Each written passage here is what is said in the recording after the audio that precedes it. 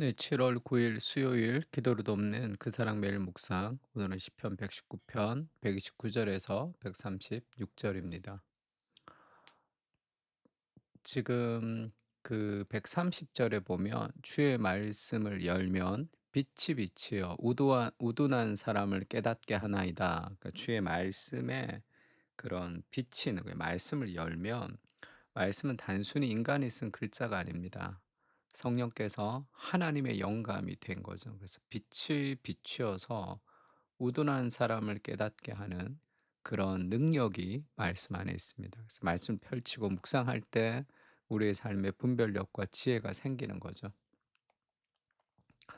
그러니까 하나님의 말씀은 하나님의 영감으로 된 것이죠. 그래서 주의 증거들은 놀라움으로 내 영혼이 이를 지키나이다. 하나님의 말씀의 어떤 놀라움을 보여주고 주의 말씀을 열면 빛이 빛이여 우둔한 사람을 깨닫게 하나이다. 하나님의 말씀을 묵상할 때 인생에 대한 본질, 사람에 대한 본질, 우리가 어떻게 살아가야 될지에 대한 삶의 본질을 우리가 깨닫게 되는 거죠. 깊어질 수 있습니다. 내가 주의 계명들을 사모함으로 내가 입을 열고 헐떡였나이다. 주의 이름을 사랑하는 자들에게 베푸시던 대로 내게 돌이키사 내게 은혜를 베푸소서. 그 말씀은 단순한 어떤 감동이나 스토리로 끝나지 않고 그 말씀이 우리에게 주는 역사하는 힘이 있습니다. 그걸 이제 텍스트 앞의 세계라 그러죠.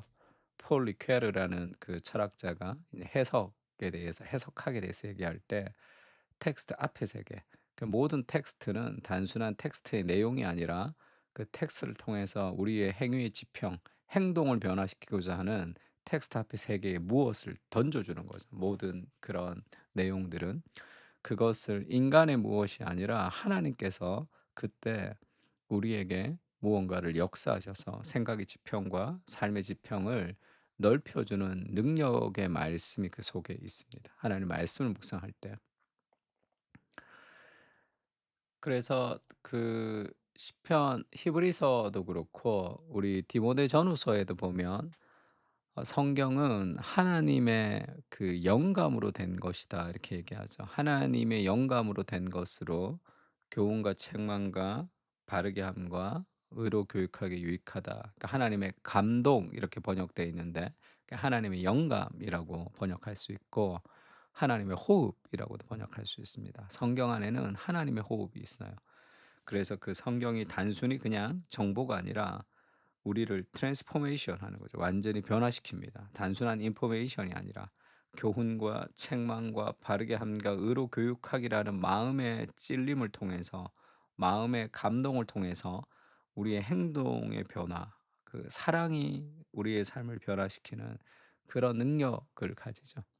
히브리서도 이렇게 얘기하죠. 하나님의 말씀은 살아있다. 살아있다는 게 뭐예요?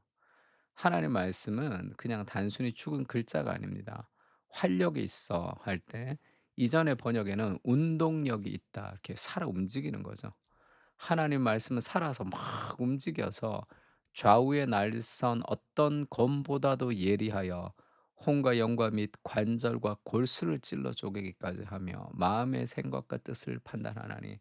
그러니까 하나님의 말씀이 이 우리 삶의 수많은 우상들을 다 걷어내고 내 마음에 하나님보다 더 높아진 마음들을 다 깨트리고 그 말씀의 능력이 우리의 영혼과 우리의 마음을 이렇게 정조준해서 깨트릴 때가 있습니다. 그게 하나님의 말씀은 능력이 있기 때문에 그렇죠. 말씀 안에 능력이 있어서 그것을 기대하며 우리 말씀 펼쳐야 됩니다. 두 번째는 그 능력 있는 말씀은 단순한 감동이 아니죠. 우리의 삶의 순종을 통해서 열매를 맺게 됩니다. 나의 발걸음을 주의 말씀에 굳게 세우시고 어떤 죄악도 나를 주관하지 못하게 하소서. 그 말씀에 순종하겠다는 거죠. 마음을 탁 붙들겠다는 건 말씀 안에. 사람의 박해에서 나를 구원하소서. 그리하시면 내가 주의 법도들을 지키리이다. 사람들이 박해 가운데서 하나님 구원해 주십시오. 내가 주의 법도를 지키겠습니다. 주의 얼굴을 주의 종에게 비추시고 주의 율례로 나를 가르치소서. 그들이 주의 법을 지키지 아니하므로 내 눈이 시냇물같이 흐르나이다. 그러니까 하나님의 말씀에 순종하는 거, 또 사람들이 하나님의 말씀에 순종하지 않는 것이 그게 너무나 마음이 아픈 그런 상황이죠. 그러니까 말씀을 내가 지키겠습니다. 그 34 절에 사람의 박해에서 나를 구원하소서 그리하시면 내가 주의 법도들을 지키겠습니다. 그렇게 이제 고백하는 거죠. 성경 안에는 참 풍성한 하나님 나라의 비밀들이 있습니다. 그것을 믿고 순종하고 사모하고 연구하고 그리고 그것을 성찰하고 그렇게 할 때 가장 귀한 것에 그런 수고와 대가를 지불할 때 엄청난 보상이 있는 거죠. 사람은 정말 사랑하는 것에 시간과 돈과 에너지를 사용합니다. 우리가 하나님의 말씀을 사랑하는 것은 하나님을 사랑하는 것이죠.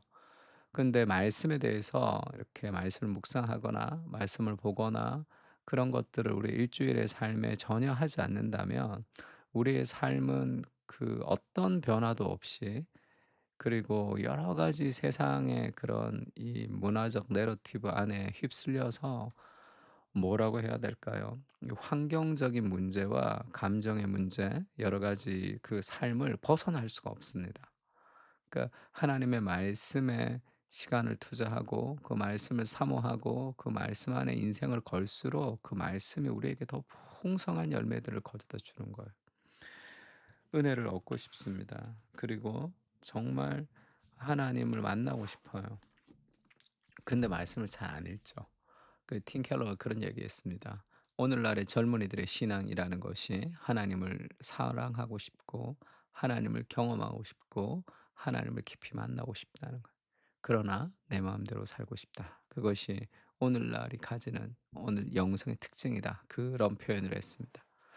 그렇죠. 말씀에 시간과 에너지를 투자하지 않고 시간과 돈과 에너지를 투자하는 것이 내가 사랑하는 것, 가장 사랑하는 하나님입니다. 그러니까 정말 하나님 말씀 읽고 묵상하고 하는 것에 내가 얼마나 많은 에너지를 쓰는지 그것을 좀 볼 수 있죠. 그래야지 인생의 열매를 맺을 수 있습니다. 참된 열매가 말씀 안에 있는 거죠. 안 그러면 우둔한 삶을 살아갈 수밖에 없습니다. 주님 빛을 비춰 주십시오. 그래서 그 진리가 우리를 자유롭게 하는 거죠. 진리에 우리의 삶을 맞추지 않으면, 그 악기를 튜닝하듯이 진리라는 절대음에 우리의 삶을 맞추지 않으면 아름다운 소리를 낼 수가 없습니다. 아무리 열심히 살아도 이 조율되지 않는 악기가 아무리 열심히 치면 뭐예요? 소리가 아름답게 나오질 않는데. 참된 자유는 복음과 진리 안에 있습니다. 그래서 적당히 말씀을 좀 보지 말고 열심히 좀 말씀 보세요. 그 말씀 안에 길이 있습니다. 삶의 변화가 길이 있다고. 그래도 말씀을 잘 안 볼 때 한번 돌아보세요. '내가 말씀을 잘 안 봤어 지금까지. 그래서 어떤 결과를 얻었습니까? 삶에서 정말 어떤 결과를 얻었냐고.' 인생은 마음을 다해서 삶을 드리고 싶은 그런 영원한 나를 향한 갈망이 있습니다. 정말 마지막 한 방울 남은 진해까지 다 짜서 내 삶을 드리고 싶은 삶의 열망이 있는 거예요. 그것은 하나님의 말씀 안에 있습니다. 그때 우리 삶의 무엇을 찾을 수 있는 거예요. 다른 어떤 것에서도 찾을 수 없습니다. 여호수아에 그렇게 얘기하죠. 율법책을 내 입에서 떠나지 말게 하며 주야로 묵상해라. 그리고 그 가운데 기록된 대로 다 지켜 행하라. 그리하면 내 길이 평탄하게 될 것이고 네가 형통하게 될 것이다. 내가 내게 명령한 것이 아니냐. 강하고 담대하라. 두려워하지 말라. 놀라지 말라. 네가 어디로 가든지 내 하나님 여호와가 너와 함께 하느니라 하시니라. 내가 두려워하지 않고 강하고 담대하게 어디로 가든지 하나님 여호와가 내 삶에 함께하는 그 풍성함은 주야로 말씀을 묵상할 때, 그리고 그 말씀에 순종할 때 오는 삶의 그런 열매들입니다.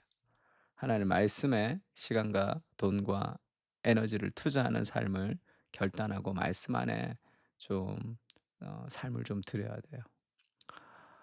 예수님도 그렇게 얘기하죠. 예수님의 인생을 그렇게 표현합니다. "내가 하늘에서 내려온 것은 내 뜻을 행하려 함이 아니요 나를 보내신 이의 뜻을 행하려 함이니라." 하나님의 뜻을 내가 행하는 것, 그것이 인생의 가장 큰 복입니다. 한 사람이 순종하지 아니함으로 많은 사람이 죄인 된 것 같이 아담이죠. 한 사람이 순종하심으로 많은 사람이 의인이 되리라. 그리스도의 순종을 얘기합니다. 우리를 향한 사랑이 그리스도 십자가를 질 정도로 그 어려움을 감당할 정도로 우리를 사랑하시는 그 사랑이 그리스도의 순종을 이끌어간 거죠. 우리도 하나님을 사랑하면 말씀을 읽고 묵상하고 말씀에 순종하게 됩니다. 말씀을 사모하게 하옵소서. 수박겉 할 듯 성경을 보고 연구하는데도 시간이 듭니다. 가장 소중한 것에 시간과 돈과 에너지를 사용하게 됩니다. 나는 주님의 말씀을 소중히 여기는 사람인지 돌아보게 하시고 주의 말씀을 사모하며 그 말씀에 집중하며 인생을 거는 삶을 살게 하옵소서. 아멘. 우리 시편 119편을 통해서 하나님의 말씀을 통해서 우둔한 나에게 주님 지혜를 주십시오. 빛을 비춰 주십시오. 그렇게 좀 기도했으면 좋겠습니다. 말씀이 우리 삶의 기준이 되지 않으면 다른 생각의 올무에 걸려 가지고 온갖 걱정과 두려움과 좌절과 낙심과 그렇게 마귀의 종노릇 하며 살아갈 수밖에 없습니다. 말씀의 기준이 우리의 삶을 붙드는 것이 가장 빠른 길이고 가장 자유로운 길이죠. 말씀에 시간을 투자하는 것이 아까운 시간이 아닙니다. 그것이 가장 인생에서 의미 있는 시간이죠.